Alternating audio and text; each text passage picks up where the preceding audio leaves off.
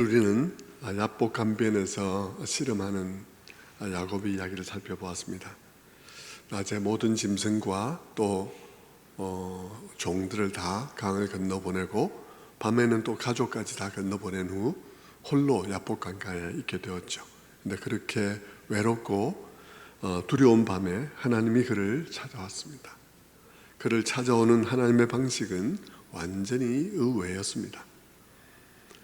부드러운 말로 위로하러 와야 하는데 그런 부드러운 말로 위로하는 방식이 아니라 그러지 않아도 두려워하는 야곱, 그리고 두려워할 만한 상황이잖아요. 아무것도 보이지 않는 밤중에 혼자 있으니까 무서운 그런 상황인데 아무것도 밝히지 않은 채 그에게 다가와서 갑자기 그를 쓰러뜨리고 그렇게 씨름을 했으니까 야곱은 뭔지도 모른 채 누군가가 자기를 공격하니까 본능적으로 반응하면서 또 엉켜붙었겠죠. 그래서 씨름은 그렇게 시작되었습니다. 하지만 캄캄한 밤이라 자신이 누구와 싸우고 있는지는 전혀 알 수가 없는 상황이었을 것입니다. 사실 그 싸움은 야곱이 이길 수 있는 싸움은 아니었습니다. 왜냐하면 야곱에게 싸움을 건 그 사람은 사람의 모습으로 그때 잠시 나타나신 그런 하나님이었기 때문입니다. 근데 성경의 이야기는 참 그 이야기를 이상한 방식으로 풀어가고 있습니다.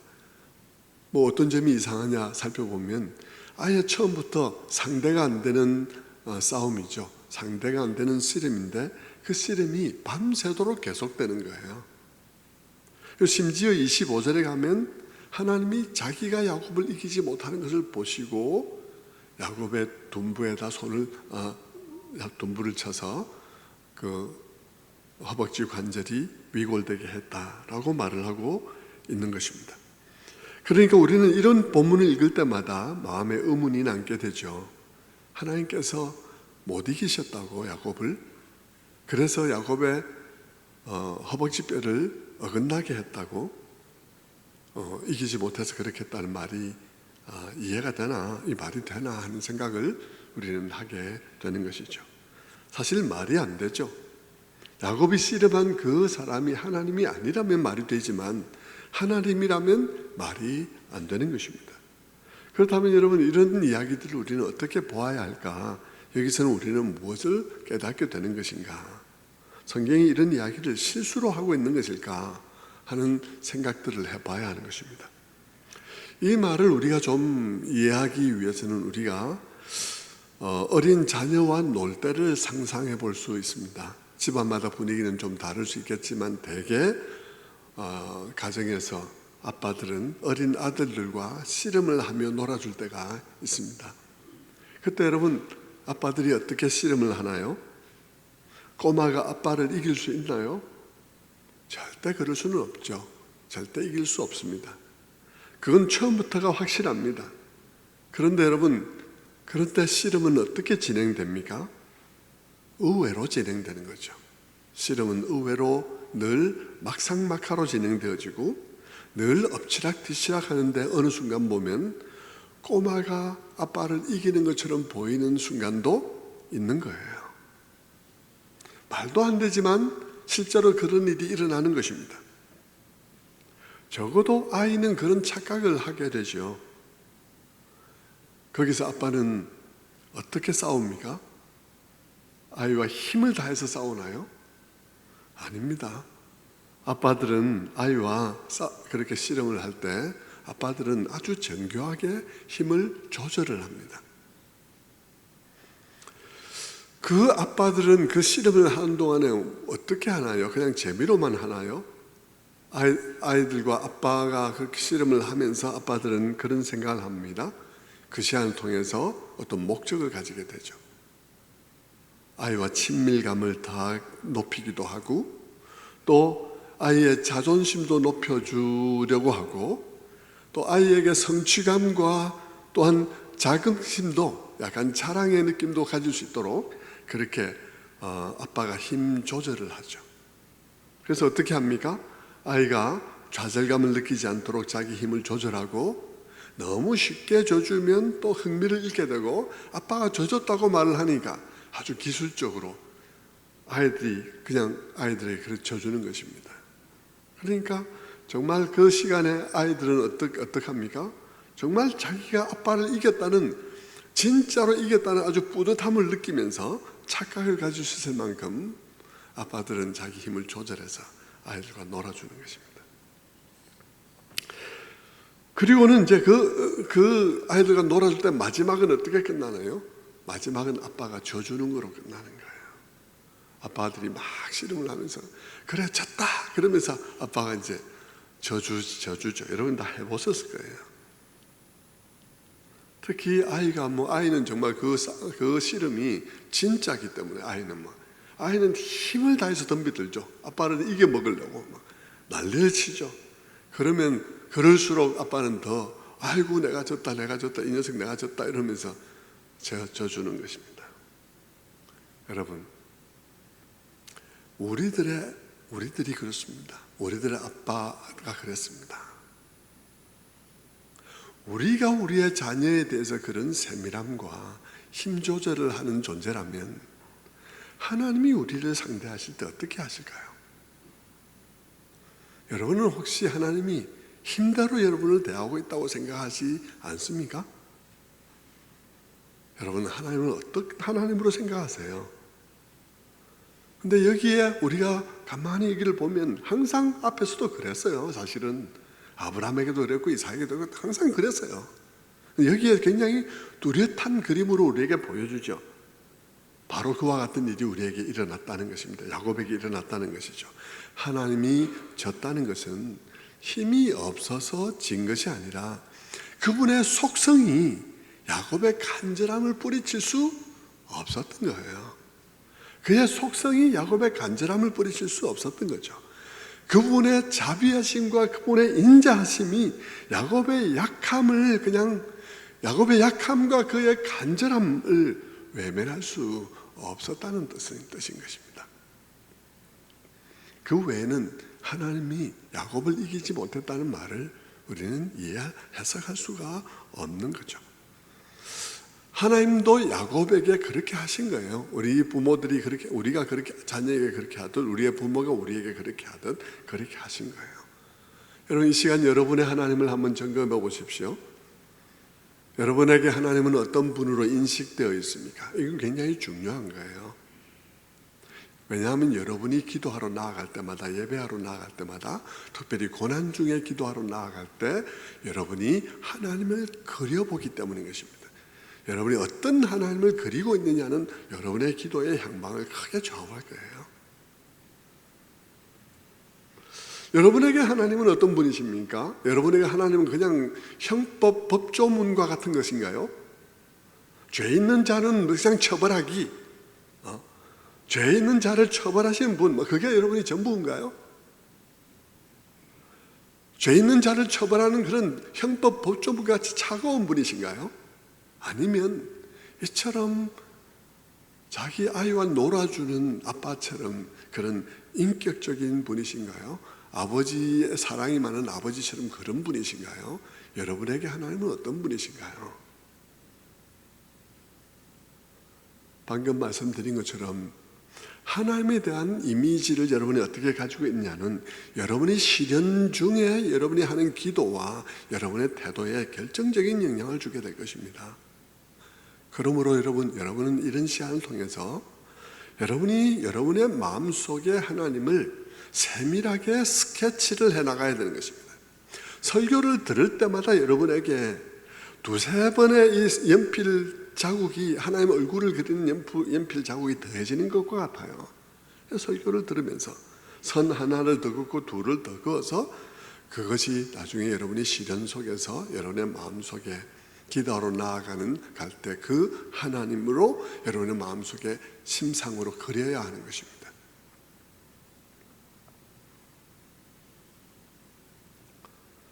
여러분, 그럴 때 여러분은 아주 절망적인 상황 속에서도 하나님이 회초리를 들고 계신지, 아니면 하나님께서 지금 그 절망적인 상황 속에 나와 함께하고 계신지에 대한 판가름을 내게 될 것입니다. 여러분이 하나님을 형법 법조문으로 알고 있으면 여러분 그 시간에 기도할 때 아무런 힘을 얻을 수 없을 거예요.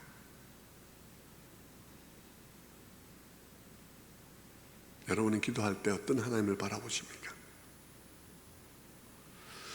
하나님을 그려보아야 해요. 언제 제가 이 얘기를 했나요? 새벽기도 때 얘기를 했는지 잘 모르겠는데, 저도 이렇게 누구나 다 어려움이 있죠. 저도 어려움이 있었고 또 있고 또 있을 것입니다, 앞으로도. 근데 때로는 굉장히 절망적인 마음이 들 때들도 있습니다. 여러분, 정말 내가 어떤 일들을 바라보면서 이 일이 어떻게 해결될까? 이렇게 해결되겠지. 그러면서 어떤 일이 생기면 저게 해결인가? 저렇게 해결이 하나님께서 이렇게 해주시는 모양이다. 아니었어요. 근데 또 어떤 일이 생겨서 그 일을 바라보면서 저게 하나님께서 해결해 주시는 것이 모양이다 하고 바라보는데 그 일도 아니었어요.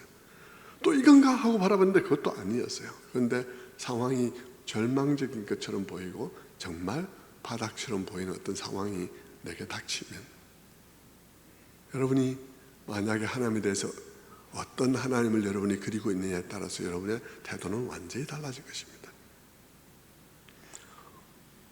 여러분이 어떻게 성경적인 하나님을 붙잡고 있느냐에 따라서, 만약 여러분이 잘못된 하나님을 붙잡고 있으면 여러분은 그 시간에 절망할 것입니다.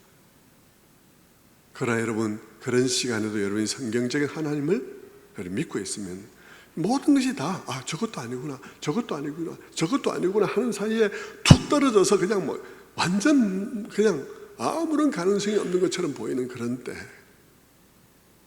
오더라도 여러분의 마음속에 하나님을 어떻게 그리고 있느냐에 따라서 여러분의 마음은 오히려 그때 다른 고백을 할 수도 있습니다. 저는 그런 고백이 되더라고요. 그런 상황들을 맞으니까 오히려 제 눈에 피로가 싹 가시면서 이제는 아무것도 안 바라봐도 된다. 하나님만 바라보면 된다. 동쪽 바라보느라고 서쪽 바라보느라고 동서남북 쳐다보느라고 너무 피곤했다. 근데 이제는 하나님만 바라보면 된다. 하나님은 그냥 눈 감고 그분을 묵상하고 있으면 된다. 왜냐하면 하나님은 내가 생각할 때 가장 모든 희망이 다 사라진 것 같은 그 자리에서도 하나님께서는 시작할 수 있기 때문이다. 여러분, 내가 하나님에 대해서 어떤 그림을 가지고 있느냐, 어떻게 이해하고 있느냐에 따라서 절망의 시간에 진짜 절망해 버릴 수 있고요, 절망의 시간에 오히려 쉼을 얻을 수 있습니다. 이제는 내가 동서남북 어디도 쳐다보지 않을 것입니다. 그리고 아무리 절망적인 상황이 벌어진다 할지라도 내 하나님은 거기서 시작할 수 있습니다. 언제나 성경에서 하나님께서 그러셨으니까요.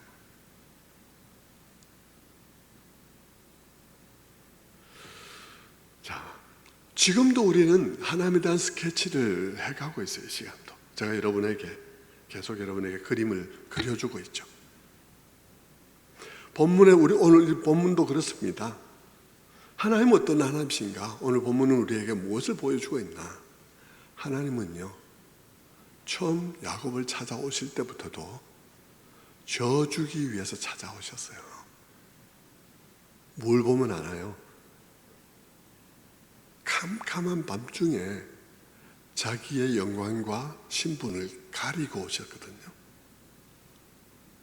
캄캄한 밤중에 야곱을 찾아오시는데 자기의 영광과 신분을 가리고 오셨어요. 여러분, 하나님의 영광은 낮에 태양도 감당하지 못할 영광입니다. 그분이 밤에 나타나시면 어떻게 될까요? 모를 수가 없죠. 하나님이 나타나셨으면 모를 수가 없죠. 그런데 야곱은 몰랐어요. 왜 몰랐을까요? 하나님이 자기 영광과 신분을 완전히 내려놓았기 때문입니다. 왜 내려놓았을까요? 하나님이 하나님인 것을 야곱이 즉각 알 수 있었다면 야곱은 싸우려 하지 않았을 것입니다. 씨름이 안 벌어졌을 거예요. 근데 하나님께서는 야곱에게 싸우게 하기 위하여 씨름하게 하기 위하여 자기를 가렸습니다. 그리고는 밤에 찾아오셨죠. 그리고 야곱은 누군가 자기를 공격하는 것 같으니까 누군지도 모른 채 엉켜서 씨름을 했습니다. 여러분, 야곱이 자기가 만난 분이 하나님이라는 것을 안 것은 나중에 알았습니다. 씨름이 다 끝난 후 그는 자기가 하나님을 만났다는 사실을 알았습니다. 캄캄한 밤이 지나고 날이 밝았을 때 그에게는 기쁨이 왔고 희망이 왔습니다. 그는 그 모든 경험과 자기 마음에 일어난 그런 희망의 변화들을 보면서 그는 자기가 간밤에 만났던 분이 하나님이란 사실을 그는 알았습니다. 그는 그 놀라움에 그곳의 이름을 브니엘이라고 이름을 했습니다. 하나님의 얼굴이란 뜻이에요. 성도 여러분, 우리에게도 하나님과의 씨름은 그렇게 시작됩니다. 칠흑같이 어두운 그런 상황, 한 치 앞도 내다 보이지 않는 그런 상황에서 시작되죠. 어려움 속에 있는데 책임질 사람 나 혼자밖에 없고 내가 해결하지 않으면 아무도 해결해 줄 사람이 없는 그런 상황에서 시작되죠. 그 상황의 고독함과 두려움과 절망 속에서 주님을 만납니다. 주님이 그곳으로 내게 씨름하러 오시기 때문입니다. 우리도 처음에는 우리가 하나님을 만나고 있는지 모릅니다. 그저 절박함으로 몸부림치고 야곱처럼 기도에 매달려서 그 문제와 씨름하죠. 주님께서는 그 절박한 가운데서 우리를 만나 주시지만 우리는 나중에야 합니다. 내가 하나님을 만났다는 사실을 알게 되는 거예요. 나중에 우리는 깨닫습니다. 그때 기도 가운데서 절박하게 하나님 앞에 부르짖을 때 내 마음에 떠오른 질문이 하나님께서 나에게 던진 질문이라는 사실을 깨닫죠. 그게 네 이름이 뭐냐고 묻든지 뭐라고 묻든지 간에 말입니다. 그 기도 시간에 내게 떠올랐던 그 질문이 하나님께서 내게 나의 존재 위에 던져주신 질문이었고 그 질문을 통해서 내가 중요한 깨달음을 깨달은 것을 알게 되는 것이죠. 그리고 그 질문과 그 질문으로 인해서 내 마음에 하나님 앞에 올려드린 대답이 내게 축복이 된 것을 나중에 알게 됩니다. 이 문제는 조금 이따 다루겠습니다. 여러분 그런 경험이 있나요? 그런 경험이 있어야 되는데 저는 참 그런 일들이 많거든요. 주님은 그렇게 캄캄한 인생의 밤중에 우리를 찾아와 주시되 자신을 감추고 우리를 찾아와 씨름을 거시는 것입니다.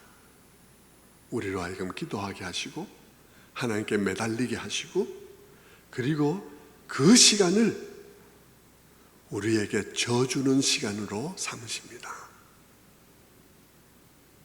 주님은 우리에게 져줄 준비가 되어 있는데 사람들이 기도하지 않아요.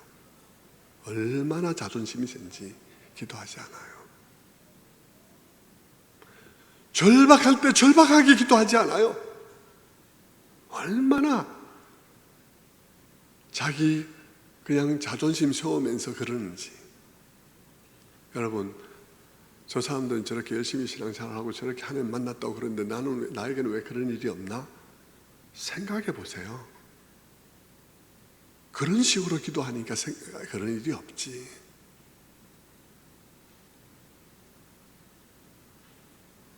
하나님께서 말씀과 기도를 은혜의 방편으로 주셨는데 활용 안 하잖아요. 말씀만 듣잖아요. 머리만 키우고 수레 2바퀴가 아니라 1바퀴로 하니까 제자리 돌죠. 40년 동안 제자리 돌잖아요. 기도 안 하잖아요.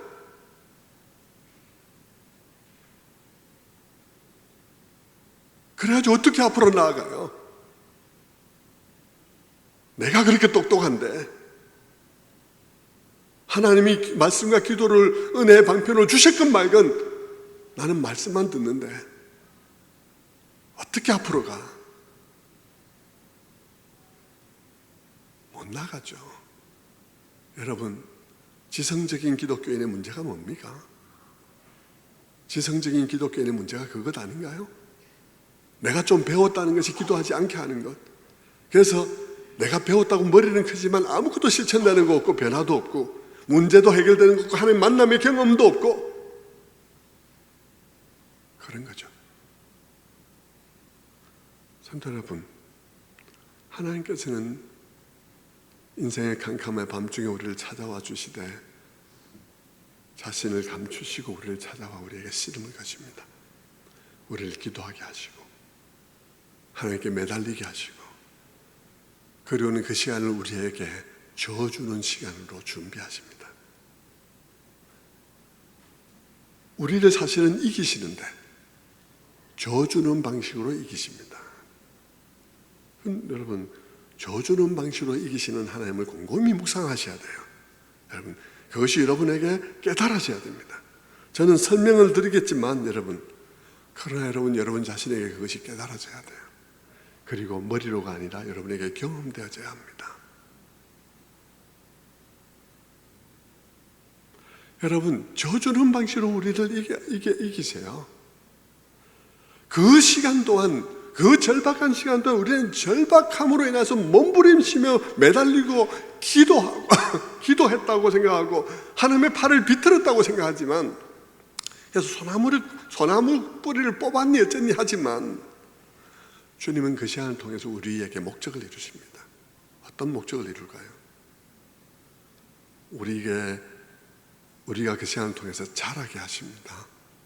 아까 아빠가 아이하고 놀면서 아이에게 자긍심도 생기게 하고 친밀감도 생기게 하고 그렇게 한다는 말씀을 드렸는데, 주님께서 이 시간을 통해서 우리는 절박함으로 몸부림치면서 매달리고 기도했다고 생각하고 소나무 뿌리 뽑았다고 생각하지만 주님은 그 시간을 통해서 우리를 자라게 하시죠. 시간이 지나고 보면 우리 안에 하나님과의 친밀함이 자라있고 기도라고는 못하던 사람이 기도하는 사람이 되어 있고 큰 어려움 속에서도 작은 어려움이 아니라 큰 어려움 속에서조차도 주님을 신뢰할 줄 아는 사람으로 자라있는 거예요. 그렇게 자라있는 거죠.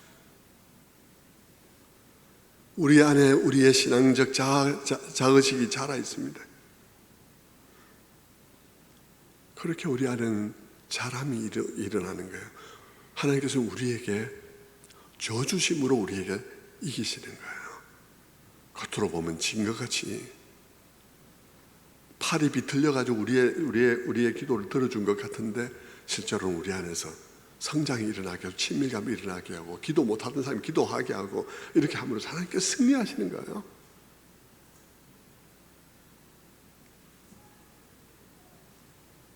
심지어 우리에게요, 참 어린아이의 그것과 같은 터무니없는 자의식, 아까 아들이 아빠하고 싸우고 씨름하고는 아이의 마음속에는 아빠는 져준 건데 아이의 마음속에는 진짜 자기가 아빠를 이겼다는 터무니없는 자의식이 생기는 것처럼 말이에요. 그와 똑같이 우리 안에 터무니없는 자의식이지만 자신이 하나님을 이겨먹었다는 아주 귀여운 착각도 하게 하는 거죠. 왜냐하면 하나님께서 우리를 북돋우시는 거죠. 그래서 우리가 그냥 그런 터무니없는 착각을 하는 것입니다. 우리가 하나님을 이겨먹었다고. 그래가지고 50%는 착각인 간증을 하는 거예요. 간증을 자기가 하나님을 이겼다고. 이렇게 기도했더니 내가 열심히 하나님께서 나에게 이것을 빼앗아 가려 하는데 내가 그것 때문에 열흘 동안 금식 기도하면서 하나님의 팔을 비틀었더니 하나님 가시려다가 하나님께서 안 가져가시고 놔두고 새벽에 가셨다고. 이런 50%는 착각인 간증을 하는 거죠. 그러면 어때요? 하나님의 입장에서는 아이가 아빠를 이겨먹었다고 생각하든지 말든지 귀여운 거죠.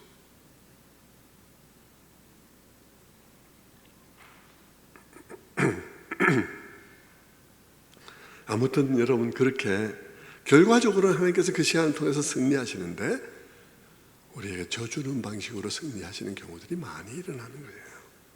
내가 이겼다고 생각하는데 가만히 보면 내게 있어서 하나님의 목적이 이루어져 있는 거예요. 그 과정에서 하나님께서는 내가 좌절해버리지 않도록 힘 조절을 하는 것입니다.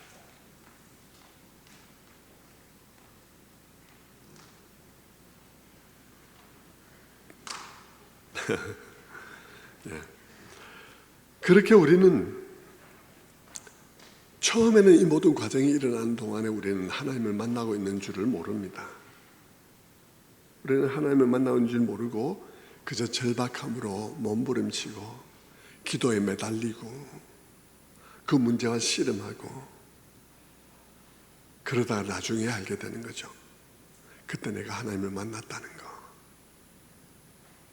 아무튼 여러분, 야곱은 죽기 살기로 그 사람에게 매달렸고, 그러자 그 사람은 어둠 속에서 그 하나님은 야곱에게 물었습니다. 네 이름이 뭐냐고. 네 이름이 뭐냐. 여러분, 하나님께서 이렇게 물을 때마다 우리는 착각하면 안 됩니다. 그냥 하나님이 야곱의 이름을 물었구나 이렇게 단순하게 넘어가도 안 돼요. 여러분, 하나님께서 야곱의 이름을 물은 것이 무슨 뜻일까요? 왜 물었을까요? 몰라서 물었을까요? 하나님께서 야곱의 이름을 몰라서 묻는 일은 있을 수가 없죠. 하나님께서 지금 밤새 야곱이 누군지 모르고 찾아와서 씨름을 했단 말입니까? 그런 일은 있을 수가 없어요. 몰라서 묻는 말이 아니죠. 성경 속에 하나님께서 물으시는 질문은 몰라서 묻는 질문은 없습니다. 그런 질문 아예 없어요. 몰라서 묻는 질문은. 우리로 하여금 생각하게 하는 질문이요, 우리를 위한 질문이지 하나님이 정보를 얻기 위한 질문이 아닙니다. 예를 들면 창세기 3장에 나오는 아담아 네가 어디 있느냐. 아담이 어디 있는지 몰라서 묻는 게 아니죠. 그건 무슨 질문이에요? 아담, 너가 지금 서 있는 그 자리가 지금 어디냐? 네가 지금 서 있어야 될 자리에 서 있는 거냐 지금? 너의 입장과 너의 위치가 지금 너가 있어야 될 곳이냐? 라고 생각하게 하는 질문이죠. 여기서도 마찬가지입니다.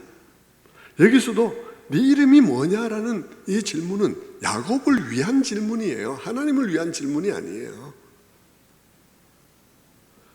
여러분도 때때로 그런 경험이 있을 텐데요. 아까 제가 말씀드리다 이제 나중에 말씀드리겠다고 한 부분인데, 여러분이 또 그런 경험이 있을 텐데, 기도 가운데서 하나님께서 때때로 여러분의 마음속에 중요한 질문을 던지신다라고 생각될 때가 없었나요?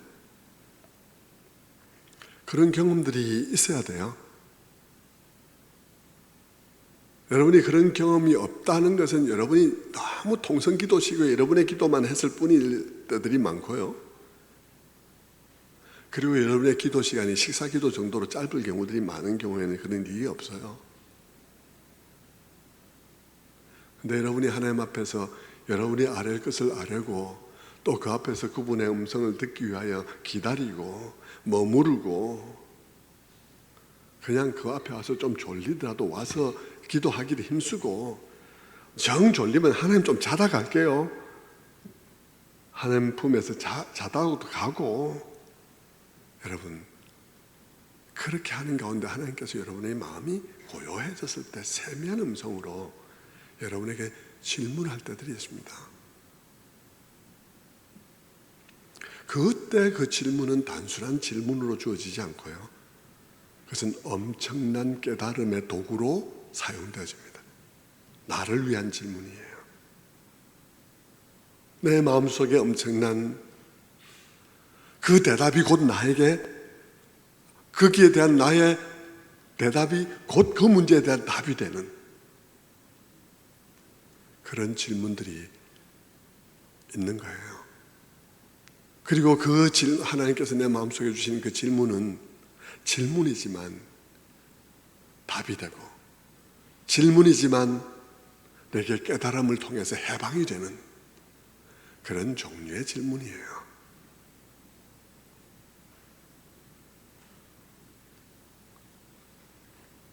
여러분, 그럴 때들이 있습니다. 제가 우리 교회 처음 와서 예를 들면 그렇습니다. 합동을 했잖아요. 아무것도 할 수 없었어요. 설교 시간에 두 생각들이 다 다른데요.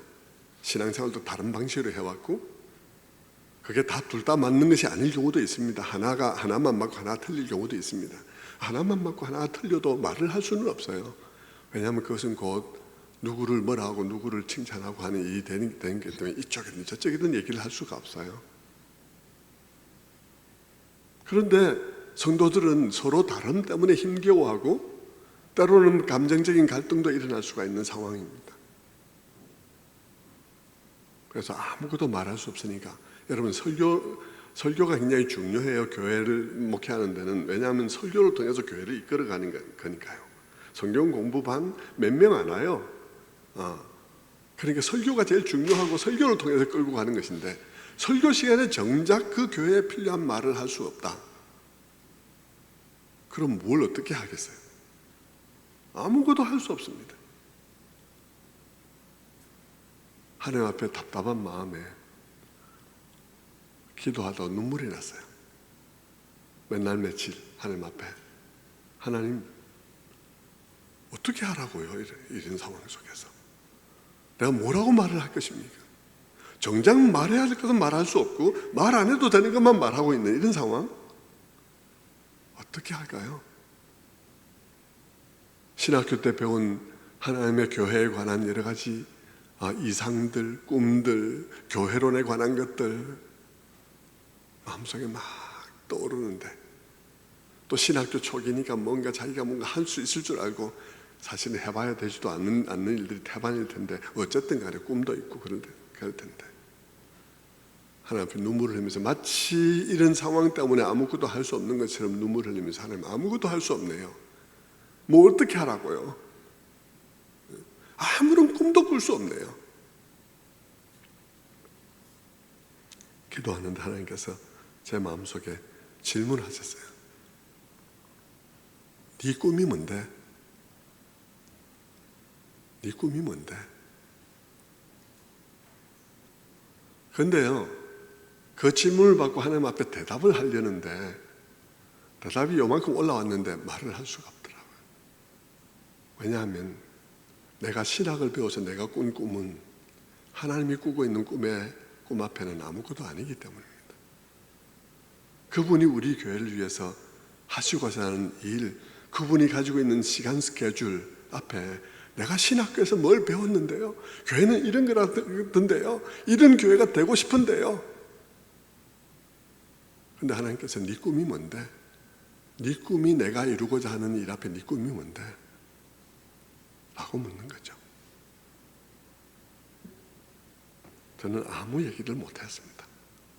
그리고는 나의 모든 눈물을 거두었습니다. 내 꿈이 중요하지 않다는 사실을 알았습니다. 하나님이 하시고자 하는 일이 중요하다는 사실을 알았습니다. 여러분, 그런 식으로 우리의 모든 신앙생활 가운데 하나님께서 물을 경우들이, 질문할 경우들이 많아요. 고통 속에 눈물 흘리며 기도할 때 하나님께서 오셔서 너 아브라함의 하나님, 이삭의 하나님, 야곱의 하나님 뜻을 알아? 너 그거 충분히 묵상해 봤어? 사람 때문에 힘들어하고 막 그렇게 하고 있으면 하나님께서 오셔서 너 야곱의 하나님이란 말 묵상해 봤니? 야곱이 어떤 사람이야? 근데 내가 야곱의 하나님이라고 불리고 있어. 너 그 생각해 봤어? 여러분, 하나님의 질문은 우리에게 답이에요. 그리고 그 깨달음은 우리로 하여금 모든 내가 사로잡힌 데서 해방되게 합니다.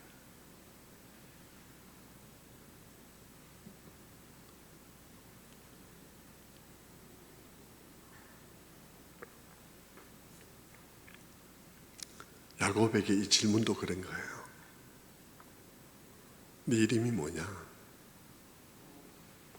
그것은 그냥 이름을 묻는 것일 수도 있지만, 그러나 하나님께서 그 질문에 감동을 더하고 질문에 힘을 있게 하면 그 질문에 나의 존재를 뚫고 들어가는 거예요. 고대의 이름은 곧 그 사람입니다. 네 이름이 뭐냐? 그 질문은 단순히 이름을 묻는 질문이 아니라 네가 어떤 존재냐? 네 어떤 존재로 살아왔냐?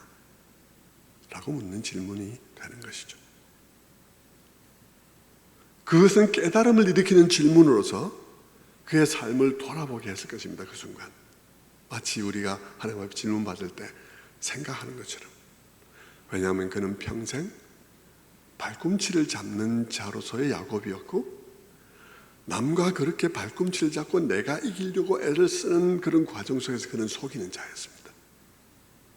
여러분, 우리 인생을 싸워서 이기는 것이 우리의 인생이라고, 경쟁에서 승리하는 것이 우리의 인생이라고 설정해 둔 한 우리는 남을 속이게 됩니다. 경쟁에서 이기기 위해서 말입니다.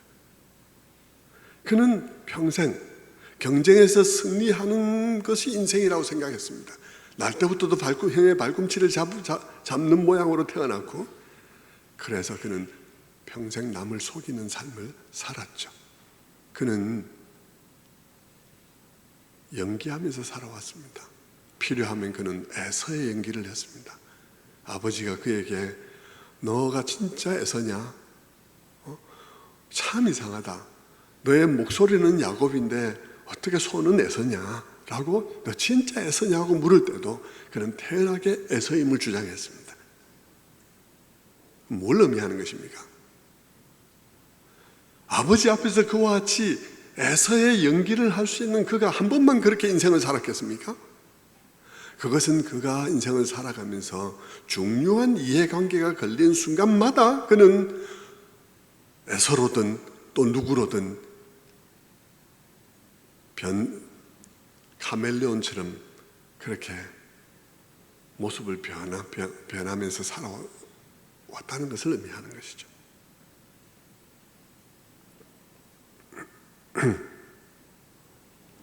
그런데 어느 날 그에게 하나님께서 오늘 이 시간에 감동을 주신 것입니다. 하나님의 질문이 힘있게 임했습니다. 네 이름이 뭐냐? 그 질문 앞에 그는 자기 인생을 보았을 것입니다. 그런 그에게 하나님께서 사기꾼으로 살아오고 경쟁자로 살아온 그에게 하나님께서 새 이름을 주었습니다. 네 이름을 다시는 야곱이라 부르지 아니하고 이스라엘이라 부르게 될 것이다 라고 말씀하셨죠. 그 말은 이제는 다시 야곱으로 살지 말고 이스라엘로 살으란 말입니다. 이스라엘의 원래 뜻은 하나님이 다스린다는 뜻입니다.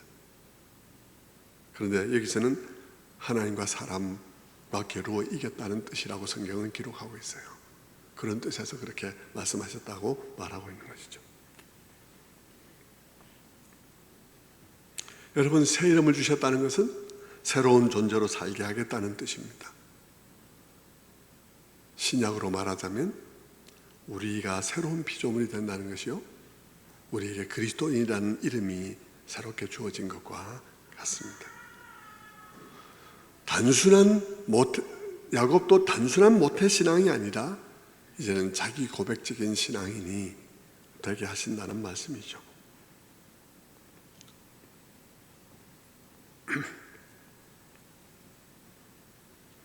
그렇게 씨름하고 그를 붙잡고 늘어지고 그분이 이름을 묻고 새로운 이름을 주시고 그런 사이에 날이 밝았습니다. 아침에 일어나서 형 에서를 만나러 가는 야곱의 모습에 대해서 성경이 기록하고 있어요. 그것을 창세기 30장과 32장 30절과 31절 말씀이 이렇게 보여주고 있습니다. 한번 읽어보겠습니다. 그러므로 야곱이 그곳 이름을 브니엘이라 하였으니 그가 이르기를 내가 하나님과 대면하여 보았으나 내 생명이 보존되었다 함이더라. 그가 분이엘을 지날 때에 해가 돋았고 그의 허벅다리로 말미암아 절었더라. 여러분, 이 두 절의 말씀은 그 밤이 지나고 난 그 다음날 아침의 이야기인데요, 이건 참 아이러니로 가득한 그런 장면입니다. 야곱의 마음은 하나님을 만났다는 기쁨으로 가득합니다. 그리고 그의 머리 위에는 아침 햇살이 참 복스럽게 비추고 있죠. 그것은 야곱의 마음을 암시하는 것 같아요. 어두운 밤이 지나고 이제는 야곱의 마음에는 아픔과 절망과 두려움 대신에 이제 새로운 날에 대한 기대로 가득 차 있는 그런 모습을 암시해 주는 것입니다. 그리고 희망을 느낄 수가 있어요. 이런 모습 속에서 우리는 희망을 봅니다. 그런데 아이러니하게도 그 희망의 햇빛 아래로 걸어가는 야곱의 모습은 다리를 절고 있는 거예요.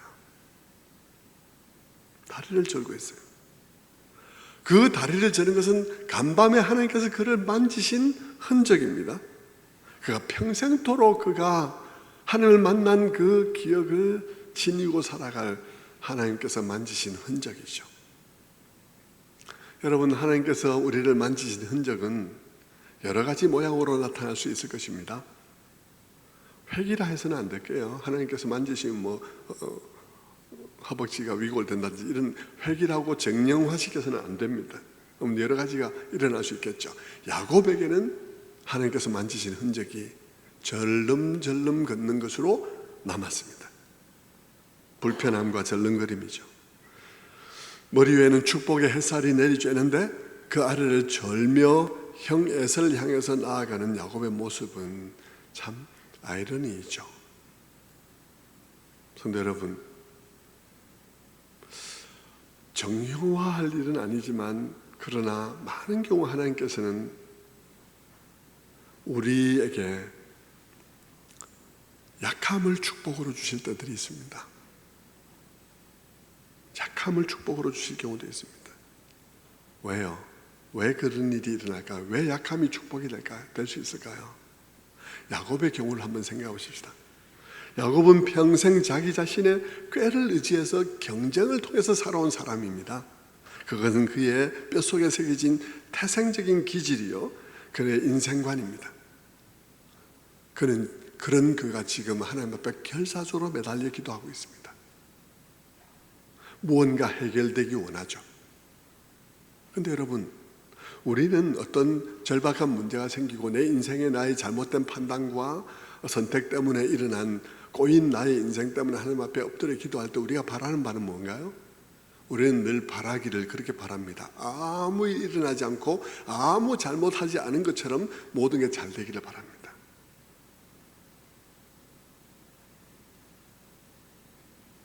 야곱도 그렇게 했죠.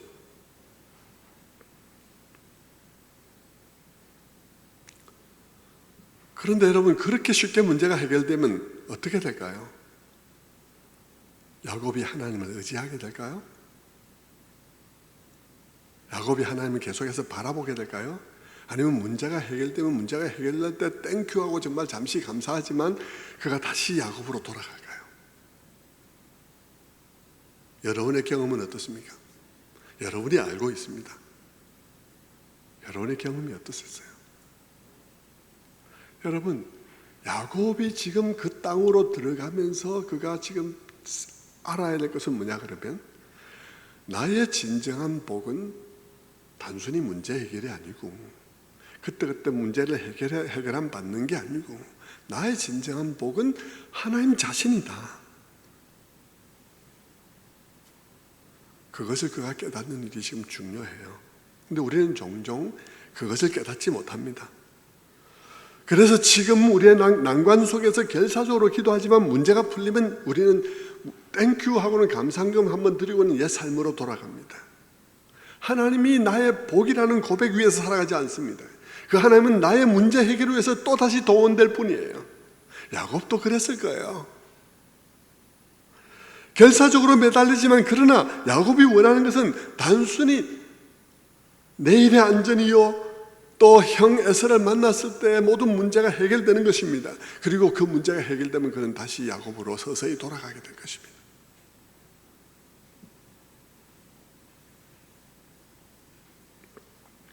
그런 야곱에게 하나님은 그의 평생에 하나님이 자신의 복인 줄을 알고 그 하나님을 바라고 그분으로 만족하며 그분을 의지하고 그분을 바라는 삶을 살게 하기 위한 장치로 그를 절개하셨습니다. 그의 몸에 약함을 남기신 거예요.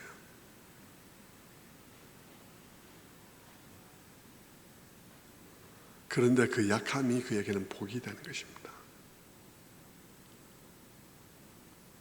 왜냐하면 약함 때문에 하나님을 바라보고 약함 때문에 하나님을 의지하고 약함 때문에 하나님께 나아가니까 그 하나님이 그의 삶 속에 경험되어지는 거예요. 그 하나님이 그의 약함 속에서 강하신 거예요. 그 하나님이 그의 약함 때문에 그의 삶 속에 역사하는 거예요.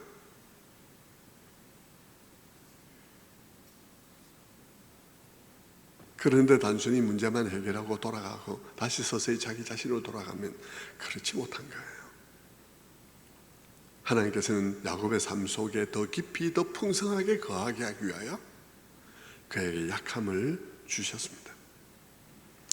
성도 여러분, 이제 그 강을 건너서 약속의 땅으로 걸어 들어가는 그의 걸음을 한번 보십시오. 절뚝거리면서 걸어가는 그의 걸음을 한번 보십시오. 그것은 아주 상징적이죠.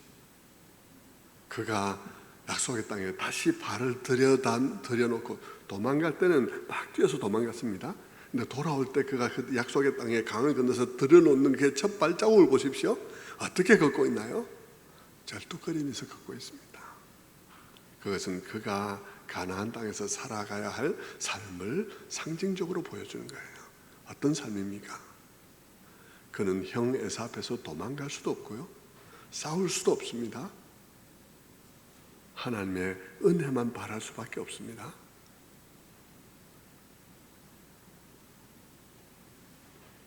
그게 가나안 땅에서 삶이라는 거예요. 그 땅에서의 축복은, 그 땅에서의 안전은 하나님으로부터 온다는 거예요. 야곱은, 절개된 야곱은요, 절기 때문에 자기가 막 뛰어다니면서 막 칼을 휘두를 필요가 없어요. 휘두를 수도 없고. 그는 절기 때문에 받으면 돼요. 그 땅의 삶은 은혜로, 그분의 은혜를 받는 삶인 거예요. 우리의 삶도 결국 그래요. 여러분이 지금까지 살아온 삶들이 어떤 삶입니까? 야곱이 쫓아다닐 때 삶을 살아왔습니다. 지금 무엇을 배워가고 있나요? 인생 살아가면서 내 뜻대로 안 되는 인생 속에서 뭘 배우고 있나요? 그래, 하나님 안에서의 삶은 은혜로 되는 거야. 나의 모든 안전도, 나의 모든 풍요도 하나님께 맡기는 방식을 배우고 있는 것입니다. 그 땅으로 걸어 들어가는 야곱의 그 걸음은 그 땅에서의 축복이 야곱의 다름질로 얻어지는 것이 아니라 그분의 자비하심에서 나오는 은혜로 얻는다는 말을 보여주고 있는 것입니다. 그 땅에서 그가 살아가야 할 삶은 제로섬 게임과 같이 네가 가지면 내가 못 가지고 내가 가지면 네가 못 가지는 그런 상황 속에서 죽도록 싸우는 그런 싸움이 아니라는 거죠.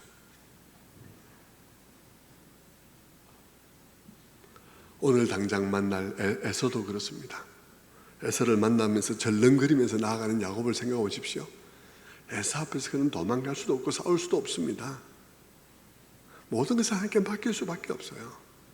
그런데 여러분, 굉장한 아이러니가 일어나는 거죠. 우리가 다음 우리 설교에서 보게 될 것이지만 굉장히 아이러니가 생기는 거죠. 여러분, 그렇게 미워했던 동생이 절름거리면서 오는 모습을 에서가 볼 때, 수십 년 만에 만났는데 그 동생이 쩔뚝거리면서 오는 모습을 볼 때 죽이고 싶었을까요? 아니면 불쌍한 마음이 들었을까요? 어떤 마음이 들었겠습니까? 에서는 그것을 보면서 강팍한 마음이지만 형제에 대한 긍휼히 여기는 마음, 애정의 마음이 올라왔을 것입니다. 야곱의 약함이 그와 같은 것을 에서의 마음에서 일으킬 수 있는 것이죠. 여러분 강팍한 에서의 마음속에서 그런 긍휼의 마음을 일으킬 수 있다면 야곱의 약함이, 자비하신 하나님 앞에서는 어떨까요? 우리의 약함이,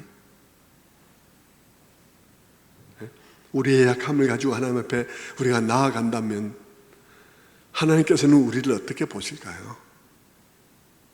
여러분은 그 하나님 앞에서 얼마나 멋지고 싶습니까? 얼마나 잘나고 싶습니까? 하나님께 긍휼을 일으키는, 긍휼의 마음을 일으키는 건 우리의 약함이에요. 그 약함 때문에 하나님을 바라보고 그 약함 때문에 하나님을 의지할 때 그 하나님이 우리의 약함 속에서 강하게 나타나는 것이죠. 그것이 줄곧 성경이 우리들에게 말하고 있는 것입니다.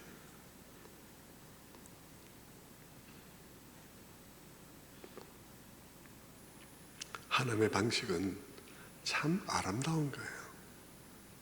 완벽한 것이죠. 여러분에게 하나님이 어떤 분인지를 한번 생각해 보시길 바랍니다.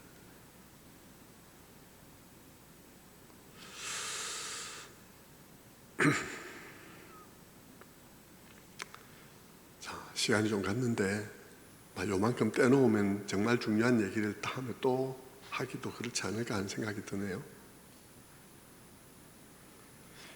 그렇지만 여기서 끊겠습니다. 다음 하려다 보니까 시간이 좀 갈 것 같아서요. 여기서 준비한 부분을 그냥 여기서 끊도록 하겠습니다. 자, 우리의 말씀을 마무리합시다. 여러분, 여러분의 마음속에 하나님은 어떤 하나님을 생각하고 있습니까? 설교 시간에 여러분 설교를 어떻게 듣고 있나요? 이 시간 하나하나가 여러분의 마음속에 하나님에 대한 여러분의 이해의 스케치를 더해가는 것으로 여러분이 듣고 있습니까? 그리고 그런 하나님을 여러분의 고난의 시간에 바라보십니까? 그 하나님에 대한 여러분, 이 신실하신 하나님 너무 세밀하시고 우리가 상상할 수 없는 방식으로 깊이 우리를 복의 자리로 이끌어 가시고 우리에게 주시는 연약함조차도 우리 안에 풍성하게 거하기 위한 하나님의 장치라는 사실을 여러분이 신뢰한다면 여러분의 고난 앞에서 여러분이 기도할 때 여러분의 마음은 어떤 믿음으로 나아가게 되겠습니까? 고난 앞에서 괴롭고 힘들지만 그래도 그 시간이 하나님에 대한 단순한 원망이나 상황에 따른 절망이나 그런 것이 아니라 하나님에 대한 신뢰가 있는, 그래서 하나님의 선하심을 여전히 고백하고 그 선하심을 기대하며 서로가 격려하는 그런 밤의 시간을 보낼 수도 있을 것입니다. 눈에는 눈물이 흐르지만 그러나 그럼에도 불구하고 그 고난이 그렇지 않았더라면 결코 알 수 없었을 고통과 아픔을 이해하고 하나님이 세상을 품으시되 어떤 고통을 품고 계신지를 이해하는 자리에 있다는 사실을 알고 고난의 시간에 단순히 원망하거나 단순히 좌절하거나 단순히 절망하지 않을 것입니다. 그런 시간에조차 하나님을 바라보면서 선하신 하나님을 노래할 수 있을 거예요. 여러분 모두가 그와 같은 하나님을 바라보면서 기도하시고 승리하시고 저주심으로서 승리하시는, 나에게 저주심으로서 나에게 그분의 목적을 이루시는 하나님을 여러분이 실제 경험하시는 여러분 다 되시기를 주님의 이름으로 축원합니다. 기도하겠습니다.